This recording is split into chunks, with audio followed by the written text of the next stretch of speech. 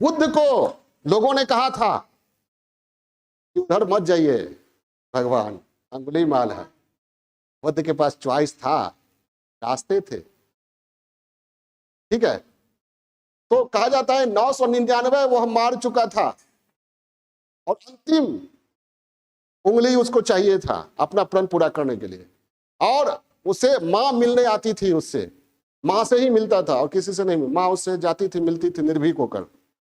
लेकिन जिस दिन उसका 999 हो गया, उस दिन से मां भी जाना छोड़ दी। क्या पता अपना प्रण पूरा करने के लिए हमारा। ठीक है, तो बुद्ध ने क्या चयन किया? 1000वां मेरा ही सही, 1000वां मेरा ही सही। और कहानी आप लोग जानते हैं, बुद्ध ने जो चॉइस सुना, चॉइस बुद्ध के व्यक्तित्व। ठीक है, आपका व्यक्तित्व कैसा है वो आपकी चॉइस पर, विकल्पों का चयन आपके व्यक्तित्व पर निर्भर करता है। ठीक है, बुद्ध का विकल्प क्या? बुद्ध के पास क्या विकल्प था? बहुत सारा विकल्प। लेकिन बुद्ध के ने अपने जीवन का उद्देश्य क्या बनाया था? मानवता की रक्षा। जीवन मानवता की रक्षा के लिए पूरे जीवन को न्यौछावर कर देना। राजमहल छोड़ा ना वो उन्होंने, उनके पास विकल्प था। राजमहल में आराम से विलास करते हुए रह सकते थे। तो जो त्याग कर सकता है उसी के पास इतनी क्षमता हो सकती है। क्या कहा उंगलीमाल? रुको, ठहर जाओ। बुद्ध ने कहा मैं तो ठहर गया, भला तू कब ठहरेगा? आज तक उंगलीमाल को इस तरह आंख से आंख मिलाकर सौम्य भाव से बोलने वाला नहीं मिला था।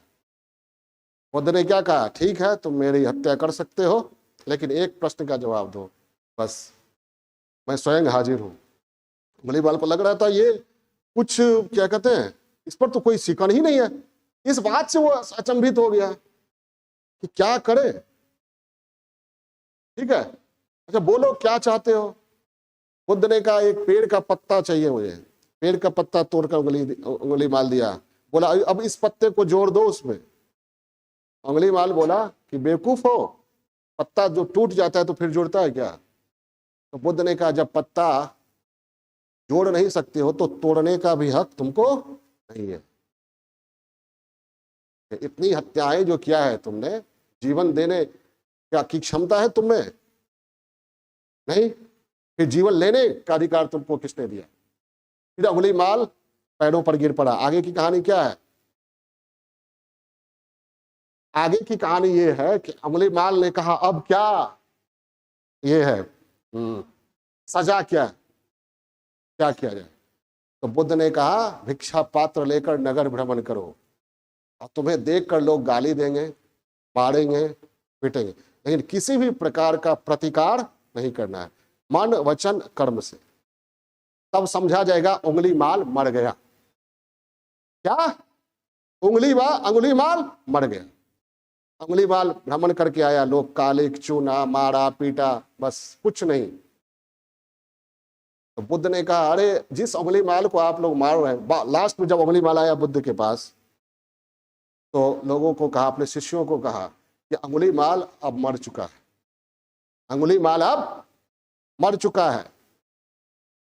ठीक है, विचार से वो क्या था? अपराधी था। तो अपराधी होने का या अपराध का जो विचार था उसके मन वो क्या हो गया? खत्म हो गया। ठीक है, विचार ही ना लोगों को जीवित रखता है या मारता है। सुकरात के बारे में कहा जाता है कि जिस प्याले को सुकरात ने पिया उसमें जहर था ही नहीं। उसमें जहर होता तो सुकरात मर जाता, उसमें जहर होता तो सुकरात मर जाता। कहने का मतलब क्या हुआ? हाँ, जहर अगर नहीं पीता वो तो वास्तव में सुकरात मर जाता। प्याले में जहर नहीं था। तात्पर्य ये हुआ क्या? सुकरात का विचार जो है वह अमर हो गया। सुकरात को कोई मार नहीं सकता। देह मरा, विचार तो है, और व्यक्ति विचारों में ही जिंदा रहता है ना। मृत व्यक्ति विचार करता है, उसके पास ऑप्शन है, चॉइस है। किताब पर लेटा दिया, अब कोई चॉइस नहीं। तो जीवन क्या है? विकल्प पर विचार करने की प्रक्रिया, और कई विकल्पों में से एक विकल्प चयन, और विकल्प का चयन आपकी के जीवन की दिशा और दशा को ये करेगा। ठीक है, और बहुत सारे विकल्प होते हैं, आप कभी कभी असमंजस में पड़ जाते हैं, क्या करें ना करें, तो क्या करना पड़ेगा? कम गलत विकल्प को लेकिन चुनना तो पड़ेगा, और निर्णय की स्थिति में रहना उचित नहीं है, कोई ना कोई निर्णय लेना पड़ेगा। और कभी कभी निर्णय न लेना भी निर्णय लेना है, नहीं, आप निर्णय नहीं लेना भी एक प्रकार का निर्णय है। ठीक है, आप कुछ नहीं बोलते हैं, चुप रह जाते हैं, तो चुप रहना भी कुछ बोलना ही है। कभी कभी चुप्पी में भी शोर होता है, सुने है ना, चुप्पी में भी शोर होता है।